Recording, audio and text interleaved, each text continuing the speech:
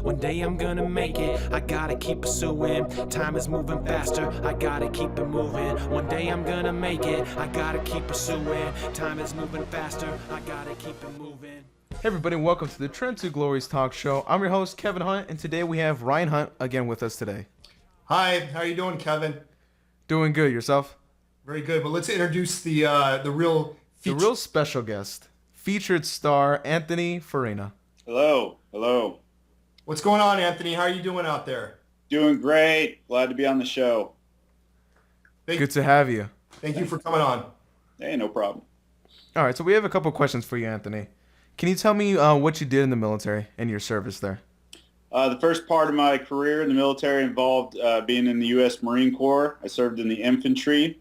During the September 11 attacks, I was over in the Balkans War in Kosovo. Immediately leaving the Marine Corps, as soon as my terminal leave date ended, I joined up with the U.S. Army. About within 1 year later, I found myself within the invasion force with 3rd ID into Baghdad, Iraq in 2003. And then from there, I went on to do some specialized training, ended up in Baghdad back again for the surge in 2008, and then came back for the closeout. And right now I'm 100% medically retired. So, Anthony, I got a quick question for you. So you got out of the Marines, went into the Army. Which one is the better of the two? Yes, I am setting you up. A loaded question. Wow. I am setting you up. I'm kidding though. We know they're both awesome. Well, the Marines obviously have the bitchin' uniform. And the PT is, it's a little bit higher standard. You are given more of a leadership role in the Marines because there's fewer of them. So, an E4 would be in a squad leader spot, for example. The Army has more diverse, but, in the end, if you're in the infantry, if you're a cook, if you're a medic, it's all the same jokes, all the same type of personality. There's no difference. So. Now, Anthony, can you tell me a little bit more about the last Battle of Baghdad and your experience there? In 2008, well, let's backtrack, actually. In 2007, there began a lot of political uprising with the Shiite group known as Jaish al-Mahdi, run by a guy named Muqtada al-Sadr. And so this group was assassinating political figures, judges, people of that nature. They then moved on to a second-tier attack to launch rockets into the Green Zone. This led to the siege of Sadr City, which involved building a massive concrete wall to pen in the radical Shiite militants. This pushed those rockets back from firing range out of hitting the Green Zone. This battle, as recorded, it went on for 2 months, but in actuality, it was more like 6 because the barrier operations, as we call them, the concrete barriers, continued on for many months afterward. That battle was the most intense and longest battle of the entire Iraq War out of the 7 campaigns noted, and it's related as big as the Tet Offensive in Vietnam.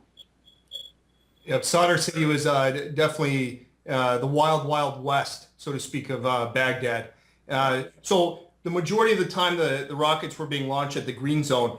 What was one of the, I'll say TTPs, but for the bad guys when they launched those rockets? Did they usually do that during, for example, a dust storm? Was that one of their methods? That I'm not too familiar with. I just know that it was more like they would run up, launch them, and then they would move out. They would get in vehicles and then head back to a headquarters.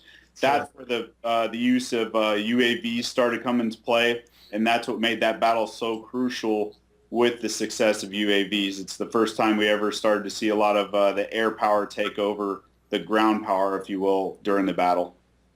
Sure. Thank you. All right, now moving on to your book. I haven't actually had a chance to read it yet. Can you tell us more about it? The book began as a journalistic account detailing the battles of the squad that I had.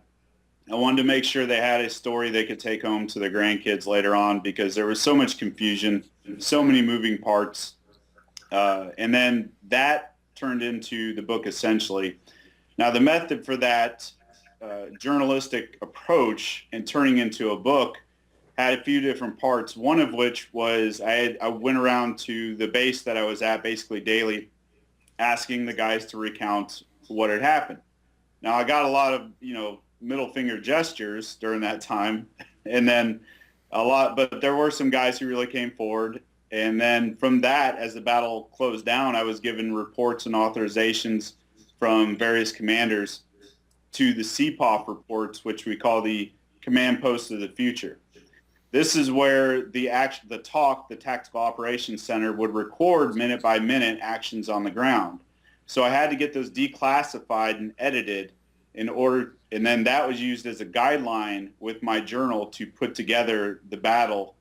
The main goal was to give the average American a glimpse in a way they could understand. So it wasn't just this huge chaotic story with all these moving parts. This is saying, hey, if you were in battle, let's follow along with a few people and a few units and see what it was like, more along the lines of the heat, the thirst, what it's like to carry around gear the whole day, be hungry and tired, not have internet for weeks at a time or what have you. So that turned into, that's how the book tiered itself into one massive compilation, which still today I get reports and declassified documents as they come down, and the story just keeps building and building. Awesome. Right. Now, do you have any other plans for other books? Yes, currently I've got a book coming out this December. It's called Forever Verse, which means love goes on forever. It's as big as the universe. It's a fairy tale that I told my 12-year-old daughter, Darby, as before I would deploy and I would come back. So I made her the princess of the story. I had the book vetted by a 6th grade class, and they were happy to point out the errors in my ways of how a prince or princess would act.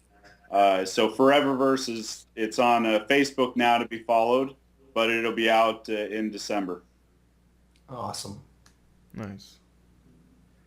Now, what's your plans for the next couple of weeks, Anthony?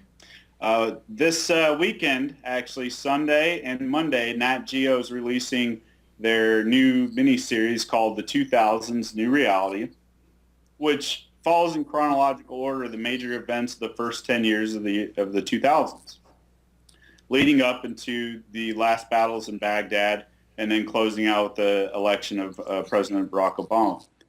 Now, with that, I will be aired on the Monday night version of the show, but that's what's coming up immediately. Following that, I have a series of interviews. I was asked to do some book signings and speak at some book clubs. Things like that are going on. And I've got some negotiations with some production companies out in LA that have just come up recently as well. So it's going to be a busy couple of weeks. Awesome. Where are some places that you'll be doing book signings? Here in my local area of southern Indiana, Sure. The small towns, mostly libraries. I'm a big advocate for libraries because they are closing down at a tremendous rate, and I don't think kids get in there and use enough libraries. So I'm one of those guys who believes in directing attention to that. So libraries are always a focus for me. Definitely. Make sure you send us your schedule so we can make sure we get that out for you. Well, Now, how can I buy this book? if you want to buy the book, you can go to angelsandsolder.com, and solder is spelled S-A-D-R. So that's angelsandsolder.com. And there you can buy the downloadable version, any e-reader you have, or you can order a hard copy and I'll sign it for you. Excellent. So right now we have the website up for our viewers, and all that links will also be down below in the description. Awesome. Find us on Facebook as well. Just type in Angels in Sadr City and follow the rest of the group with all the new information. Awesome. We definitely will. All right, Anthony, any last remarks before we say goodbye to our viewers today? Now, I want to thank you guys for your time today. And also, if anyone ever has the need or want to write a book, there's not a lot to it. You just sit down, you put in a little effort every day, and you write, and eventually doing that enough times over and over, you'll have a book. So if you want to be a writer, it's not impossible. I'm working on my 3rd book right now. So. Awesome. Well, thanks a lot, Anthony. We really do appreciate you coming on our show, and we wish you the best of luck in the coming weeks.